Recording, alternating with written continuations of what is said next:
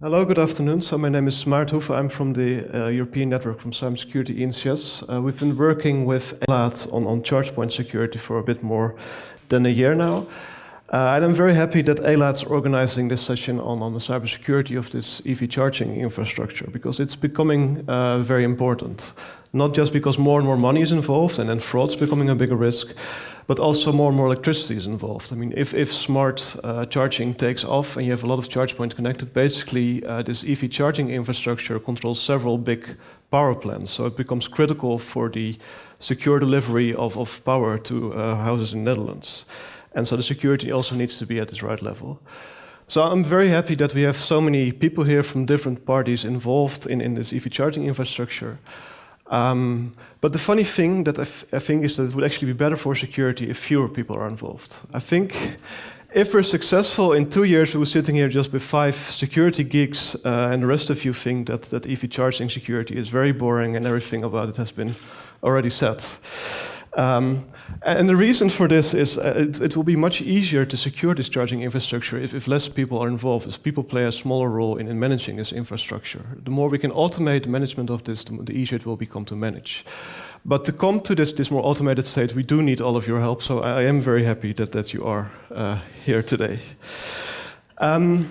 Let me first explain why it's so important to sort of minimize the role that people have in this infrastructure. I think the key there is that sort of the difficult problems, the unsolved problems within the security are mostly related to humans. So in security we're quite good in securing machine-to-machine interactions. So if one machine talks to another, that's doable.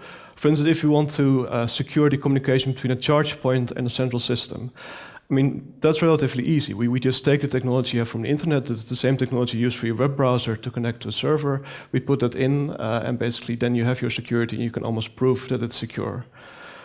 It becomes messy when humans get involved. And especially if humans need to do complex things with the systems. And that's why we have so many problems within the IT infrastructure. So one example is phishing. So one complex thing that people do are just sort of spreadsheets, word processing, and all the things in Office are quite complex. And that's being exploited by hackers, basically by sending phishing emails. This is an email that was sent to RSA, which is a security company.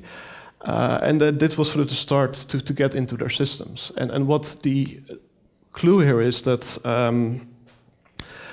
you cannot really control what people do. I mean, if you have a lot of users doing complex things in your system, you cannot control it. I mean, RSA is a security company. They have awareness with their users, but still people will do things. Because here, what they did, they sent a recruitment plan to the HR department. It was coming from a recruiter that they were working with, so they trusted it, they clicked it open, and suddenly an exploit was executed, and the hackers got into the system.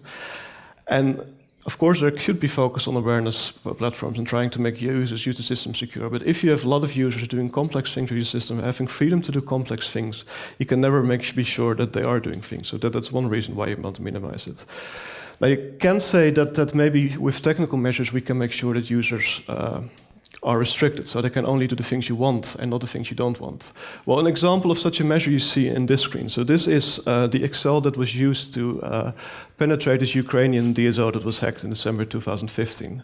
So as you see, the measure, security measure here is the top bar, the security warning. So it asks you, do you want to execute macros in this file? And of course, the exploit here was the macros created an executable that was in the end the malware that was imported into the system. So for the exploit to work, people had to click this button. But of course, everyone will click this. I mean, if you work with Office, I think you've seen this bar several times per day from colleagues, so you're going to click it. And it's, of course, I mean, this is sort of a silly, it seems like a silly measure, but it's very difficult to do this right, because basically what you want to say, well, I want to execute the macros that are needed to do calculations, but I do not want to execute the macros to create an executable on my hard disk. And this very fine-grained sort of privilege setting that will be very difficult. And I think these two things combined, so the difficulty to control user actions and sort of difficulty to set these complex rules, will make sure that we have this kind of problems like phishing for years to come, maybe decades to come, maybe we will never completely solve this. So this is very difficult if you have complex human interactions. I think the good news is that within this charge point infrastructure, we don't have that really, or not that many. And at least here I will specialize a bit for the charge point that we've been working on, but I think the story will hold for other parts. But if you look at charge point, there's essentially two ways that humans interact with it. So one is the customer, you see them in the top right. They will sort of connect their car and they will try to pay with the charge point. Now this is a very different type of interaction than the people opening this Excel. It's a very sort of straightforward thing that you have a few messages that you exchange with it, but there's no macros you can execute, there's no complex thing you can do. So this is something that in principle we can secure. I mean, you still need to do it right, you need to test it, but we know how to do this. This becomes an engineering problem and essentially we can solve this kind of interaction. So that's not problematic. The second way that users are involved, and that's actually not in this picture, is through maintenance. So this charge point, this local controller you see there, that's a computer and it needs to be maintained. You need to do software updates, you need to change settings, so someone needs to be able to access it. An engineer will need to do this. And I think if you look for the next few years, the key to getting these charge points secure is automating this maintenance part. I mean, one way to do it would be to do it manually. So we set a website on every charge point, an engineer goes to the website and then does all the configurations. If you do it this way, you will have problems for years and years to come, because the engineers will make mistakes in configuring it. The engineering laptop that they used to connect to could be infected by a virus, so there's a lot of things that can go wrong if you do it this manual route.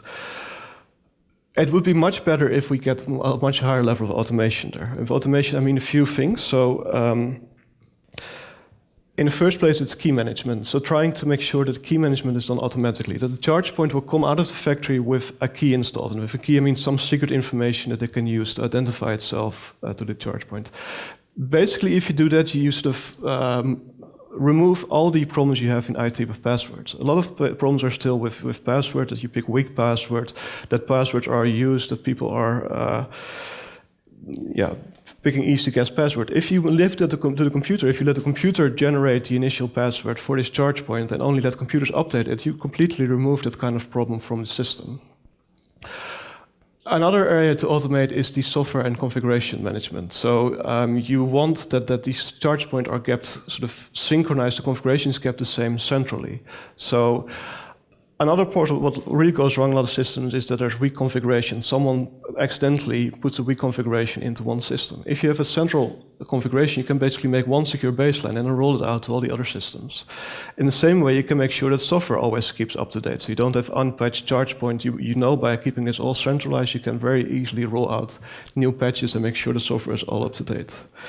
Now, to do that, it will become very important that you can control who puts the firmware on there. So it would be best if you have digitally signed firmware. So the charge point itself can check, is this firmware coming from the manufacturer? Has the manufacturer proved that this firmware is installed to this? Because if you do that, then sort of the charge point can make sure that it stays in secure state, that the software is in secure state. Now, if you do this kind of automation, basically the security will move to a much smaller group. So the engineers doing the maintenance will actually have very little influence on the security. I mean, they can't do that much. They have a very simple task, so a lot of these problems fade away.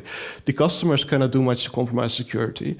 Basically, the only group that remains that can really hurt security is the developers at the charge point manufacturers. I mean, they still have to make the secure software. They need to make sure that there are no mistakes that can be bypassed to it. So instead of a lot of people being able to compromise security, basically reduce it to a very small group. And I hope that this small group, that will be the 5 people sitting with me in 2 years to discuss the security. So that's a bit my vision, how to get to an easy to secure system, to sort of automate it, to have it centralized.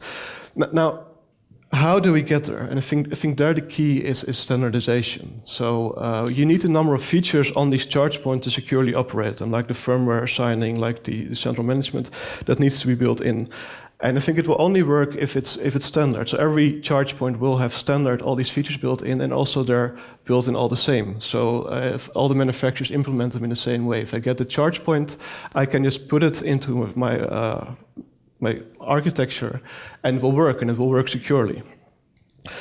Now, how do we get to this standardized set? And this is where you again start to come in. So I think we have 3 steps there that we see. Well, the first step is to start asking for security. I think this is what we've seen go wrong a lot with smart metering or with distribution automation for smart grids. If you do not ask for security when you buy new equipment, you will not get it. And this is not because manufacturers are unwilling or they don't want to do security. It's basically they have no economic incentive.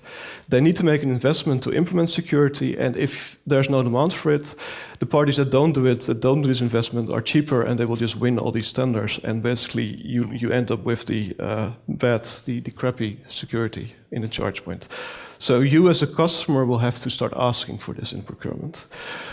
The second step we see is to start including security in the standard, and particularly the communication standard. So with Elaad, we're currently working on the OCPP 2.0 standard to include security in there. And basically that would mean that whenever you buy a charge point that is OCPP 2.0 compliant, you will get all these security features that you need for this automated maintenance. And then the third step would be security testing, so to make sure that everything is indeed implemented. So in the future, you want every charge point that will be put in the field that it is tested for security, so that you know the features are implemented and implemented well. And that's more than just pen testing. I mean, pen testing is checking if you can hack it, but what you actually want is more. You want to be able to know that it has all these security features, it has firmware signing, that you can manage it securely. So it's much more focused on testing against the requirements and testing against the protocol standards. So to close, let me just sort of stop with a call to action. So ask you to get this process rolling. Start with this first step and start asking for security. So if you want to buy ChargePoint in the near future, put security requirements in your procurement document. And to make that very easy for you, we've worked with Elaad to make a set of security requirements that are just publicly available to Elaad. So you can just copy paste it, put in your requirement, and then ask the same as all the other parties, which also makes it easier for the manufacturers. So that's my question to you today. If you buy ChargePoint, get the process started and buy it with security. Thank you.